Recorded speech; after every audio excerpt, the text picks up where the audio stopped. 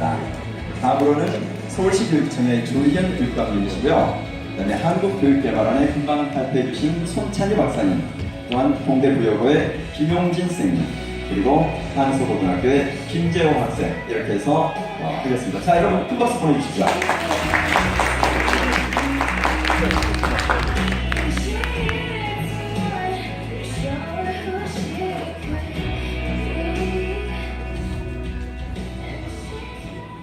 자, 반갑습니다.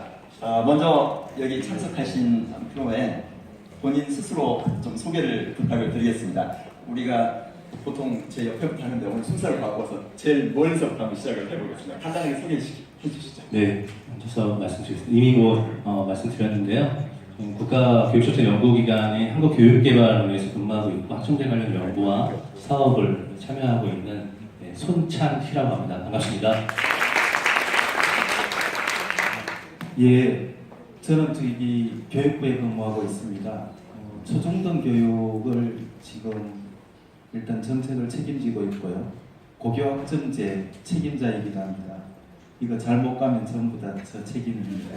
반갑습니다.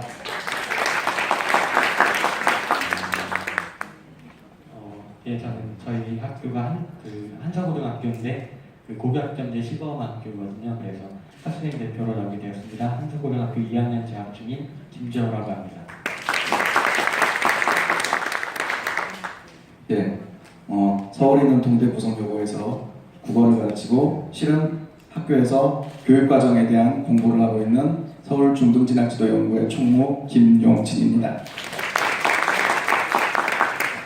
예, 공무원에는 아시겠습니다만 늘공이 있습니다. 늘 언제나 공무원분이 있고 저희처럼 어공이 있습니다. 어쩌다 공무원. 2014년에 선출직 어쩌다 공무원이 된 조혜연입니다.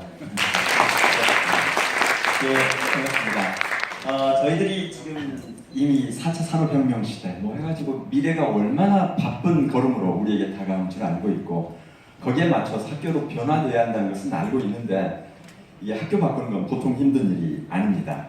아무튼 오늘 지금 고교학점제 과연 어떤 모습으로 가야 될지 이건 학생들이 꿈꾸는 학교를 만들어주고 싶은 겁니다. 그렇다면 여기 앉아 계신 어른들은 내가 고등학교 간다면 나 이거 한번 해보고 싶다. 어떤 꿈을 가지고 있는지 여기 우리 이제 교육감님부터 한번 들어보고 싶습니다. 나 고등학교 간다면 나 이거 꼭 해보고 싶다.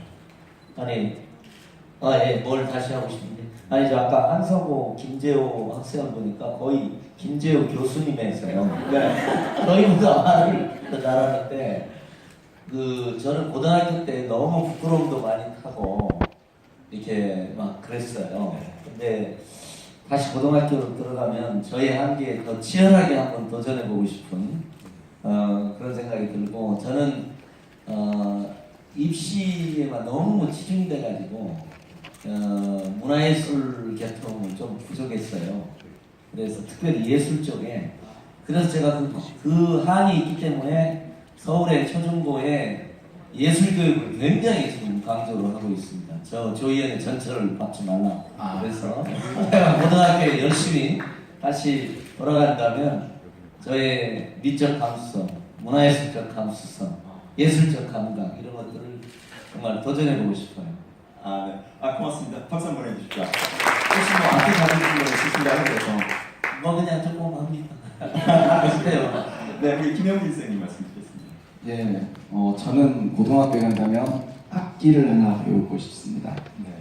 제가 다니던 고등학교에는 학교 안에 관현악단이 있었습니다. 학교에 악기도 있었거든요. 그런데 음악 시간이 일주일에 1시간밖에 없어서 뭘 배울 수가 없었습니다. 그래서 만약에 고교학점제가 된다면 저는 음악 전공 실기 과목을 신청해서 일주일에 한 서너 시간 악기를 배우고 싶습니다. 물론 전 음악적 감성이 왜 떨어지기 때문에 아마 C 받을 겁니다. 근데 그럼 어떻습니까? 아마 그 이후로 제 인생이 훨씬 더 풍부하고 여유로워지지 않을까라고 생각합니다. 그래서 저는 악기를 하나 꼭 배우고 싶습니다. 네, 고맙습니다. 선생님, 지금 고교학점제가 자리 잡으면 그런 꿈이 이루어질 수 있을 것 같은가요? 어떠신가요? 지금도 일부 이루어지고 있습니다. 그렇군요. 예. 네. 기회 되면 한번 고등학교 재입학도 가능할 것 같습니다. 우리 김성근 실장님. 저는 이런 말 드리면 좀 욕먹을 것 같은데요. 저는 고등학교 때 수학을 되게 좋아했어요. 아, 생긴 게 정말 딱 범생이가 생겼습니다. 아, 범생이보다도 아니 그러니까 그 재능들이 다 좀 다양하잖아요. 이제 근데 이제 제가 지금 이렇게 쭉 살아오면서 지난주에 저희가 고등학교 졸업 40주년 행사를 했는데 기본적으로 자기 이제 저 같은 경우는 제가 좋아했던 과목이 있었던 거고 근데 이제 대학 가서 제가 굉장히 좀 놀랐던 게 저희 때는 대학 때 뭐 학점제에도 교육 과정이 다 짜여져 있었습니다. 그 중에 이제 한두 과목 정도 선택하는데 연극 수업을 들었는데 저한테는 그 연극 수업을 들은 부분이 굉장히 이렇게 좀 이과에서 문과적 이 융합적 사고를 하게 되는 계기가 됐습니다. 그래서 지금 아이들에게 이제 제가 선택해서 찾아갔고 이런 이제 아이들이 선택해서 뭔가 이렇게 자기 속에 있는 또 다른 관심과 취미, 흥미 이런 것들을 좀 찾아내야 되지 않는가 그런 생각이 들고요. 지금 저는 이제 산골 마을에 살고 있는데 저는 다시 돌아간다면 나무를 좀 공부하고 싶은 생각이 있습니다. 예, 고맙습니다. 박수 보내주십시오. 저희가 시간이 한정돼 있어서 우리 손찬희 박사님 짧게 부탁드리겠습니다. 네, 저는 단도직입적으로 제 자녀 아들이 중학교 1학년인데요. 제가 돌아가고 싶으면 해보고 싶었던 내용이기 때문에 아들한테도 제가 권하고 있는 겁니다. 춤을 꼭 배워보고 싶습니다. 춤은 이제 춤으로 끝나는 게 아니라 자기 자신감을 키울 수 있는 중요한 도구가 될 수 있다는 생각에 평소에 생각하고 있던 부분인데 우리 아들한테 틈날 때마다 권하고 있는데요. 도무지 말을 듣지 않습니다. 혹시 자녀분들이나 만약 이런 생각이 있으면 꼭 권해주시면 좋을 것 같습니다. 제가 30초만 예, 그러니까 약간 자랑을 하면 지금 우리 김 선생님인데 저희가 거의 전국 최초로 아마 세계 최초일 것 같아요. 서울의 모든 중학생들이 협력 종합예술이라는 이름으로요. 연극, 뮤지컬, 영화를 3년 과정에 한 번은 한 학기를 합니다. 그래서 지금 이제 예술 강사 파견, 연습실, 공연장 다 갖췄습니다. 이제 내년부터는 전면적으로 실시되고 이게 너무 반응이 좋아서 초등학교하고 고등학교도 먼저 가는데 내년에는 밴드를 고등학교로 갈 때는 밴드를 지금 연극 뮤지컬 영화 중에 밴드를 넣게 되어 있습니다. 인천고등학교 같은 경우는 전교생이 드럼, 기타 이렇게 악기를 하나씩 합니다. 알겠습니다. 네, 살짝 자랑했습니다. 고맙습니다. 일단 저희가 오늘 다음 시간에 굉장히 재미하겠습니다. 우리 김재원 학생, 쌤들 말씀 들었는데 어떤가요? 들어보니까. 저희 학교 선생님께서 매일 시간이 지나가면 돌아오지 않는다라는 말씀해 주신 것을 기억합니다. 고등학교 기억을 좀 좋은 기억을 많이 만들어서 어른이 된 다음에 오늘을 추억했을 때 힘을 얻을 수 있는 그런 시간을 만들어 가야겠다는 생각을 가장 좋은 얘기였습니다. 자, 그러면 이제 지금 학교가 그런 꿈을 이루어주기 위해서 저희가 지금 고교 학점제를 하고 있는데요. 근본적인 질문부터 드려가겠습니다. 우리 김성규 실장님, 이 고교 학점제 이미 얘기가 돼 있는데 과연 왜 필요한지, 어떤 문제를 해결해 주기 위해서 우리가 하는지, 정말 해결해 줄 수 있을지 짧게 답변 부탁드립니다. 여러 가지 요인들이 있는데 저는 이제 그 이야기를 좀 하고 싶습니다. 이제 저희가 자라던 그 시절, 그때는 저희가 아직까지 선진국이 되기 전이었어요.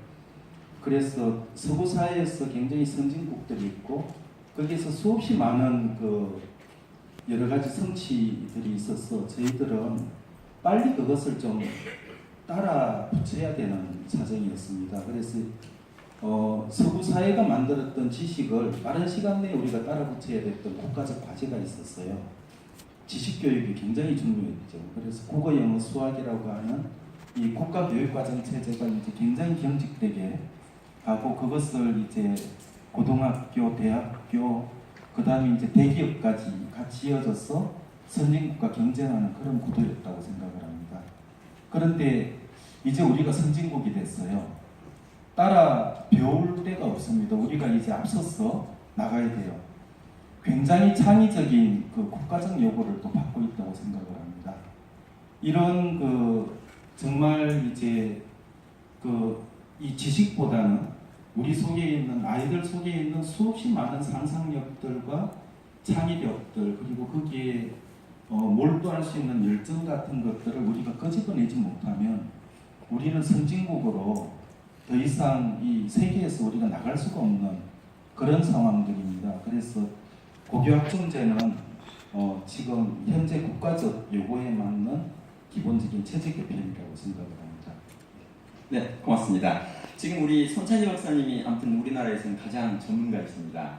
우리 손 박사님이 보실 때 이 필요성, 아까 말씀드렸던 해결할 수 있는 문제 정말 가능한지 말씀 좀 첨언해 주시죠.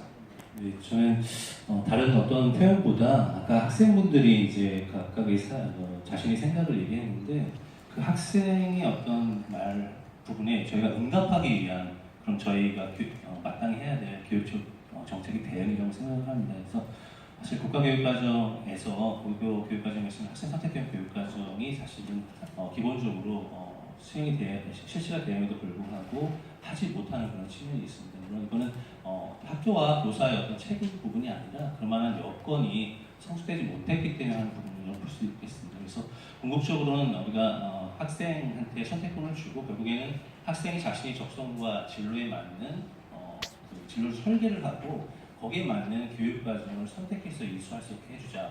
그리고 또한 여기에는 우리가 아까도 잠깐 말씀드렸지만 단순히 앉아서 수업을 듣는 것이 아니라 자신이 어떤 책임을 질 수 있어야 된다. 그렇죠? 그 선택에 대한 책임, 그것이 결국에는 교과목별 이수 기준에 따른 어떤 이수와 미수에 대한 판단 이런 부분이 적용되는 측면이 거기에 부합되는 측면일 텐데요. 아무튼 학생이 마땅히 가져야 될 고교 학생들이 가져야 될 국가의 선택권을 온전히 제공을 하고 거기에 맞게 대학 중요하지만 대학 진학이라는 그런 측면도 중요하지만 사실은 그보다 넓은 진로가 더 중요할 수 있거든요. 그래서 교구 교육과정 내에서 학생이 정말 자신이 진로와 적성에 맞는 교육과정을 선택하고 이수하고 책임을 질 수 있는 역량을 키우고 거기에 맞게 대학에 가서 대학을 가든 안 가든 간에 자신의 진로를 설계할 수 있는 그런 부분 차원에서 제도화의 측면에서 중요하다고 볼 수가 있겠습니다. 네, 고맙습니다. 지금까지 이제 설명을 들으셨고요. 저희가 사전에 말씀드린 것처럼 이렇게 좋은 취지에도 불구하고 학부모님들 걱정이 큽니다. 그래서 그 걱정을 모아서 지금 질문을 드리는데요. 혹시 추가로 더 질문하시고 싶은 말씀이 있으시면 진행요원에게 주시면 제가 이렇게 여러분을 대신해서 질문하고요. 질문해 주시는 분들께 스타벅스 기프트카드도 제가 마련했습니다. 일단 선물로 드리겠습니다. 그래서 진행요원에게 전달해 주십시오. 교육감님도 뭐 추가하시면 제가 고맙습니다. 지금 이제 가장 큰 걱정이 정말 실현 가능할까가 있고요. 그 다음에 또 정권이 바뀌면 또 이거 지속성, 연속성 정말 유지되나? 이런 질문이 많이 나왔어요. 결국은 아까 모든 걸 책임지고 계시는 우리 실장님 답변이 필요할 것 같습니다. 어깨 까먹었습니다. 열심히 좀 하겠습니다.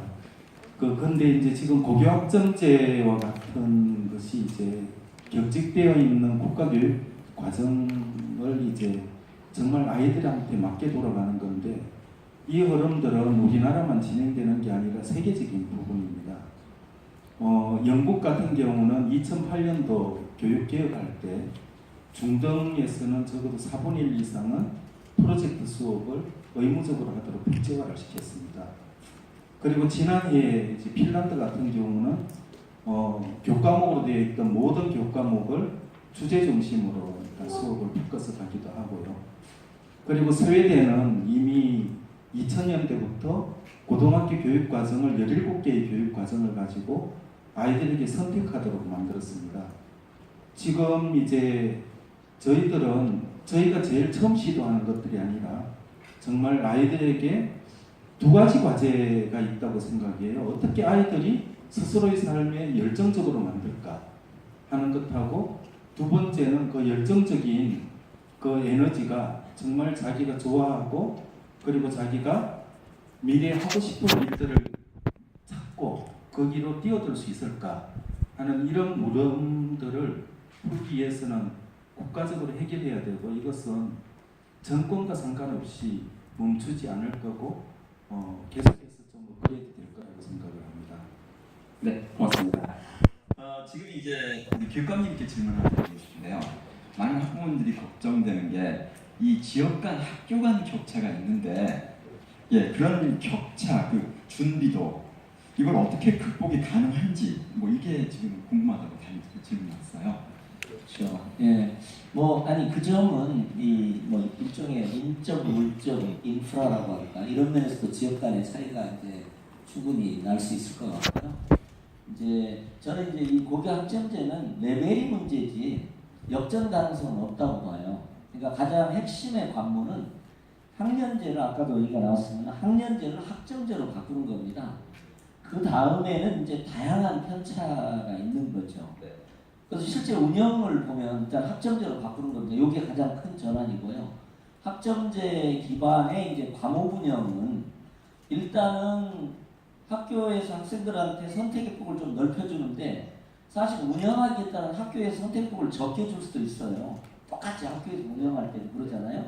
그 다음에 개별 학교에서 개설할 수 없는 걸 어떻게 할 거냐. 그래서 이제 결국 연합형 뭐 거점을 해서 폭을 넓혀주는 거고 거기에 무크가 들어오는 겁니다. 온라인 강의가 들어오는 거죠. 물론 이제 이것도 온라인 강의 무제한으로 하지 않고 되게 규제는 제한을 일정하게 둘 겁니다. 그래서 저는 오히려 이제 교육부와 이제 저희 교육청이 할 부분이죠. 지역 간 학교 간 격차를 축소하기 위한 인적 물적 지원 시스템을 더 강화하는 거고요. 그리고 이제 저는 그 무크가 대폭 좀 강화돼야 된다고 생각이 들어요. 그러면 일단 도서에 있는 학생들은 선택할 수가 없잖아요. 연합형을 할 수가 없어요. 섬 건너와야 되니까 예를 들면 이런 문제들이 발생할 수 있거든요. 그래서 저는 오히려 그 부분이 좀 폭넓게 개발되고 그 다음에 선생님들의 또 지도 역량 같은 것도 또 상당히 중요해요. 어떤 이런 여러 가지 시스템은 저희가 보완을 해가도록 하겠습니다. 그러니까 예체능 분야랄지 실습이 필요한 게 아니라면 실은 무크를 통해서 얼마든지 다양한 선택을 할 수 있도록 하겠다. 이렇게 지금 미네르바 스쿨도 좀 있습니다. 네네네. 물론 뭐 고등학생이 대학생처럼 선택폭이 높지는 않을 거예요. 어차피 공통과목, 필수 과목이 있어도 학부모님들이 특히 걱정하시는 게 이제 이 부분일 수 있을 것 같아요. 왜냐하면 대학생도 아닌데 선택을 어떻게 다 하냐 그런데 그게 사실 대학도요 학점이지만 이게 시퀀스라는 게 있어요. 그리고 이제 고등학교 모듈도 있고 이렇게 가이드라인이 있기 때문에 이제 뭐 크게 걱정을 하지 않으셔도 돼요. 네, 지금 어떻든 지금 교육부 그다음에 교육청에서 상당히 나름의 준비를 해가고 있다. 아직 완성된 단계는 아니지만 점점 더 나은 방향으로 갈 거라는 확신이 드네요. 우리 김지호 학생 하나 질문드리겠습니다. 지금 고교학점제 최우선 과제인 개방형 교육과정 연구학교 지금 거기에서 공부를 하고 있잖아요.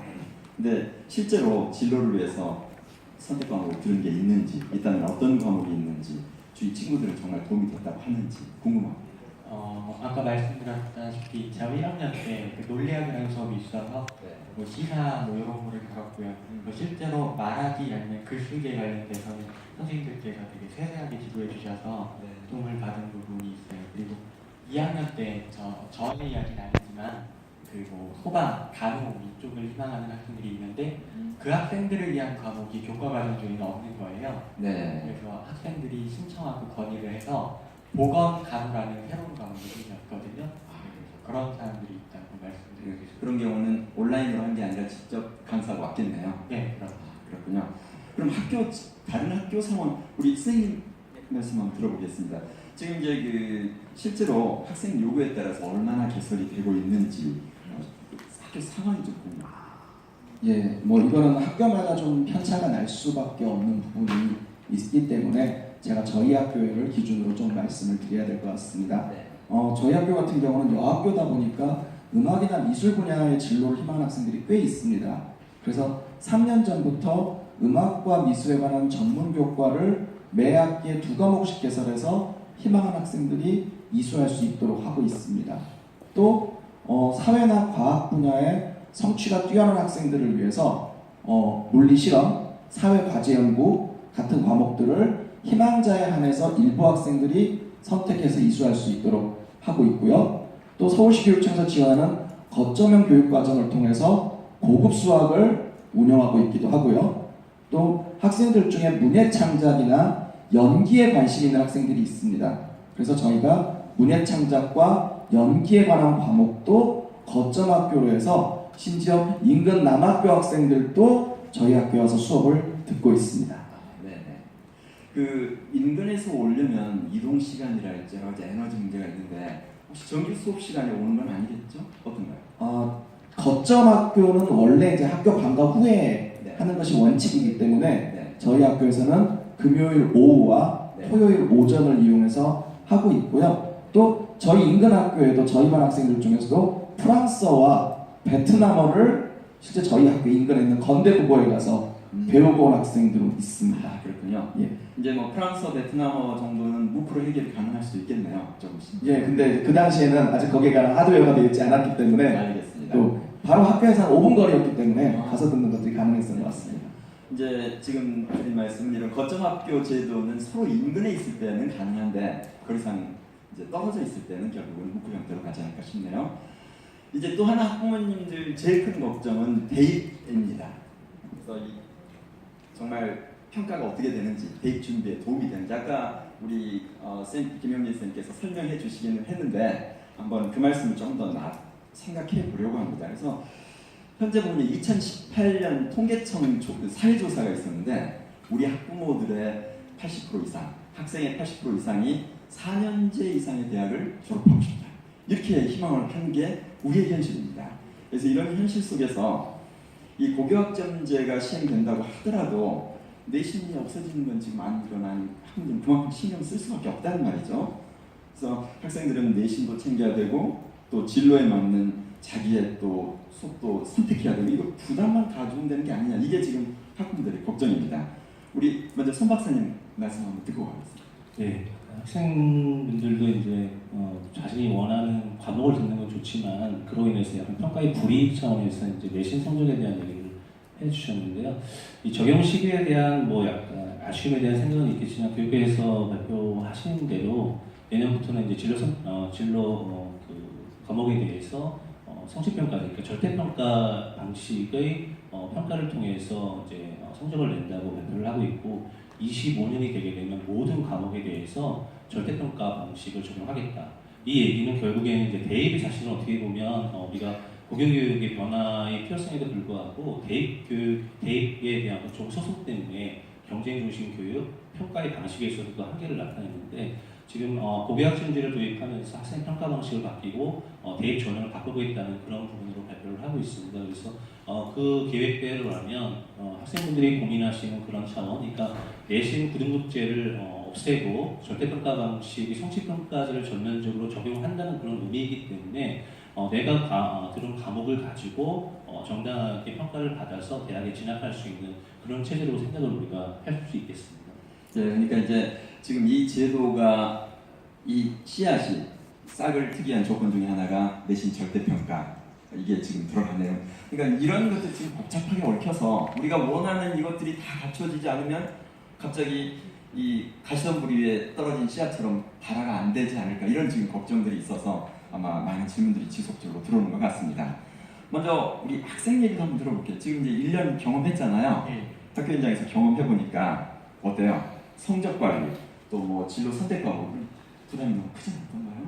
부담이 크진 않은데 크게는 두 가지 부분에서 조금 부담이 있어요. 첫 번째로는 그 내신 상대 평가에 해당하는 과목이 있는데 가끔 소수 학생들만 선택하는 경우가 있어요. 네. 뭐 예를 들어 40명만 선택했다 그러면 1등급을 받기 위해서는 1등을 해야 하는 상황이 되거든요. 그래서 소수 과목에 대한 부담이 있고 두 번째로는 교육 정책이 바뀌면서 평가 기준이 자주 바뀌어요. 그래서 어디에 맞춰서 저희가 준비를 해야 하는지 그런 부분에서 좀 혼란스러운 부분이 있기 때문에 네, 좀 아직까지는 정착이 안 돼서 혼란스럽다. 지금 이렇게 얘기를 하는. 혹시 네, 교육감님 뭐 추가하시고 싶은 말씀 있으신가요? 아, 부서에서 알아서 부서에 잘 기록하십시오. 알아서 하시랍니다. 지금 이제 그 핵심은 결국 우리는 기승전 결이 아니라 뭐 대입이라고 늘 얘기가 나오잖아요. 그러면 이 대입 제도와 이게 맞물려 가야 되는데 원래 고교학점제하고 그 다음에 학종 확대가 이렇게 맞물려 가는 걸로 사람들이 생각했단 말이죠. 근데 지난번 그 공론화 과정에서는 우리가 기대하는 바대로 안 갔다. 이제 이런 주장도 한편 있어요. 그래서 학종에 대한 문제도 제기가 많이 되고요. 그래서 결국은 대입 제도가 어디로 가야 하는가는 알고 있는데 정말 그리 갈 수 있을지 그대로 가도록 하기 위해서 그러면 국가와 사회 우리는 무엇을 어떻게 해야 되는지 이게 지금 사람들의 가장 큰 관심사입니다. 결국 우리 실장님 관점이 궁금해집니다.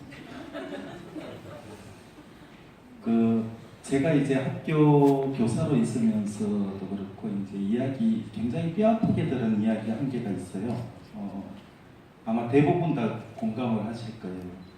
아인슈타인이 지금 우리나라 고등학교에 다닌다면 절대 서울대는 못 갔다. 사실 이제 지금 지난번 대입안 같은 경우는 2015 개선 교육 과정에 맞춤 대입안 부분들을 이제 사실 논의를 하는 부분이었는데 이 대입안이 절대적으로 옳은 대입안이 뭐냐 이렇게 논의가 좀 됐던 것 아닌가 생각을 합니다. 하여튼 지금 공론화라는 과정을 거쳐가지고 지금 현재의 대입안은 일정 정도 다음 교육 과정이나 그러면 큰 변화 없이는 일정 정도 그대로 지속이 될 거고 지금 이제 진행되고 있는 그 고교 학점제의 다양한 시도들은 그 테두리 속에서 저희들이 답을 좀 찾을 거예요. 그리고 두 번째는 고교 학점제가 거의 전면화되는 시점이 지금 이제 그 제도적으로 전체적으로 도입되는 부분을 이제 2022년도로 교육부에서는 이야기를 하고 있고 그것이 전면적으로 고교 학점제라는 기본 틀을 가지고 운영되는 시점을 2025년이라고 이야기를 하고 있는데 그러면 고교 학점제에 맞는 정말 그게 세팅되어 있는 대입안은 지금부터 한 10년쯤 후 논의가 될 거라고 생각을 합니다. 저는 정말 이렇게 새로 변화되는 거기에 맞춘 일정 정도의 사회적 합의와 그리고 아이들의 미래를 다 같이 공감하는 공감대가 좀 형성돼야 될 것 같고 그 속에서 정말 좀 건강한 대입안이 탄생이 됐으면 좋겠습니다. 하여튼 그 과정까지 아이들이 정말 이렇게 열정과 이 선택이라는 기본적인 정신을 잃지 않도록 교육부에서는 여러 가지 노력을 하겠습니다. 예, 고맙습니다. 앞으로도 계속 이 업무에 매진하실 거죠? 예. 네, 저희가 그렇게 믿고 기대하겠습니다. 우리 선생님 관점에서 한번 좀 첨언을 부탁드리겠습니다. 예, 학생들에게 대학 입시는 절대 무시할 수 없는 요소입니다. 특히 지난 8월에 발표된 안이 수능을 30% 이상을 확보하라 라는 것 때문에 어떤 학생부 중심 전형의 위축이 아니냐라고 생각을 하시는 분들이 많은데 저희가 봤을 땐 실은 그렇지 않습니다. 그러니까 일단 일부 대학이 수능을 30%로 확대한다 하더라도 각 대학에는 학생부 전형도 있고 논술 전형도 있고 실기 전형도 있습니다. 어느 전형을 줄여서 수능 전형을 확대할 것인가는 정해져 있지 않습니다. 그러면 각 대학들이 가장 희망하는 전형은 여전히 학생부 중심 전형입니다. 그리고 많은 학생들이 그런 얘기합니다. 등급을 따기 어려운 것을 어떻게 하느냐. 이를테면 15명이 한 과목을 들었을 때 1등급이 나오는데 2등 학생은 2등급이 나옵니다. 그럼 등급의 손해가 아니냐라고 하는데 아까 제가 보여드린 표에 보면 그런 자료가 있습니다. 과목의 이수자 수를 고려한다.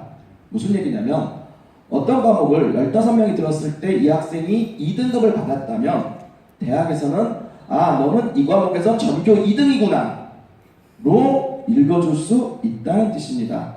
그러면 그게 그 2등급이 그렇게 손해가 아니라는 것을 학생들이나 학부모님들이 이해해 주셨으면 합니다.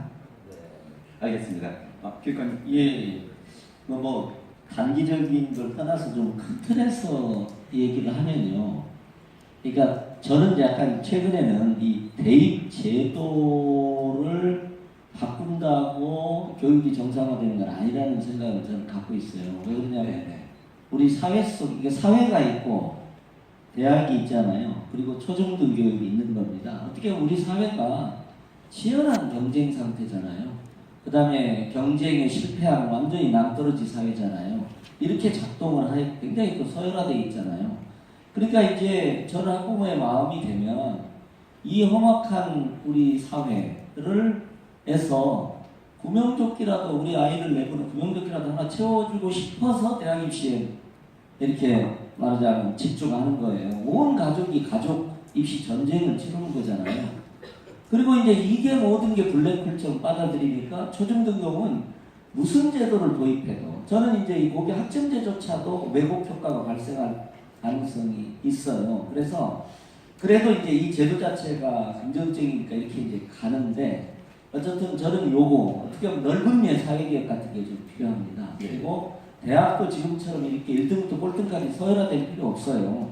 저는 우리가 이 정도 잘 사는데 왜 우리 아이들을 이렇게 천박하게 경쟁을 시켜요? 그래서 지금 이제 우리가 보면 핀란드에서 최근에 제가 읽은 글 같은 경우는 보면 아이들을 석차에 성적 석차에 의해서 서열화하지 말자는 게 굉장히 제가 미국 갔을 때 듣는데 아이들을 비교하지 말자는 거예요. 그러면 자 이렇게 하면 그 핀란드 얘기겠지. 싱가포르가 최근에 그런 굉장히 그렇게 기본 원리로 그걸 얘기를 하고 있어요.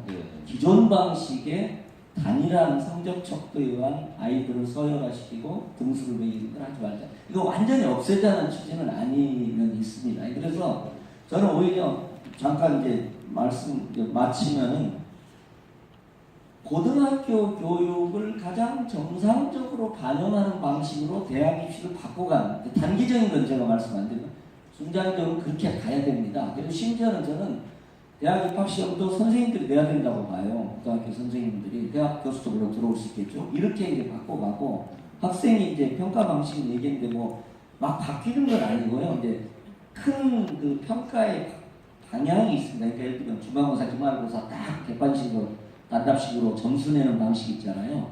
거기에서 이제 과정평가, 수행평가 이렇게 쭉 가는 거고요.